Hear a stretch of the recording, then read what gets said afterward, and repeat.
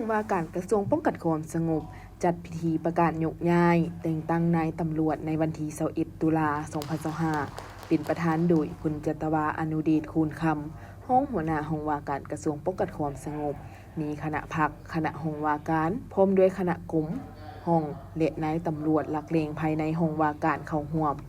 ในพิธีพันเอกสมานดวงปัญญาหัวหน้าห้องการเมืองห้องว่าการกระทรวงป้องกันความสงบได้ผ่านโคตกลงกระทรวงป้องกันความสงบว่าด้วยการยกย้ายนายตำรวจที่ขึ้นกับห้องว่าการกระทรวงป้องกันความสงบในนี้ยกย้ายพันโทจันทร์ประเสริฐศรีพันโดนจากกลุ่มคุ้มครองเอกสารไปรับหน้าที่ใหม่อยู่กลุ่มเสนาธิการผ่านโคตกลงกระทรวงป้องกันความสงบว่าด้วยการแต่งตั้งนายตำรวจที่ขึ้นกับห้องว่าการกระทรวงป้องกันความสงบในนี้แต่งตั้งพันโทจันทร์ประเสริฐศรีพันโดนเป็นห้องหัวหน้ากลุ่มเสนาธิการแต่งตั้งพันโทเสงเดือนคำประเสริฐเป็นห้องหัวหน้ากลุ่มคุ้มครองเอกสารส่วนหัวหน้าและห้องที่มีอยู่แล้วเมนรักษาไว้คือเก่า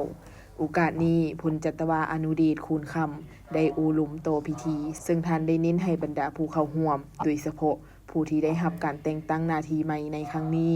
ต้องร่วมกับคณะพรรคคณะบรรษาเสื่อมซึมแนวทางเปลี่ยนแปลงใหม่ของพรรคมีทัศนะหลักมั่นการเมืองที่หนักแน่นมีความจงรักภักดีต่อพรรคเต้าโฮมความสามัคคีเป็นปึกเพนเพิ่มทวีความรับผิดชอบต่อหน้าที่การเมืองในการปฏิบัติภาระบทบาทหน้าที่และขอบเขตสิทธิของตนนำพาแก้ไขเวียกงานปรากฏการณ์โยโทที่มีความยุ่งยากในกลุ่มกองสืบต่อเอาใจใส่ปรับปรุงแบบเห็นนำพาและวิธีเฮ็ดเวียกได้ถึงลงหลุมโดยปฏิบัติหลักการรวมศูนย์ประชาธิปไตยนำพาเป็นหมู่คณะเสียงส่วนน้อยขึ้นกับเสียงส่วนหลายบุคคลขึ้นกับการจัดตั้ง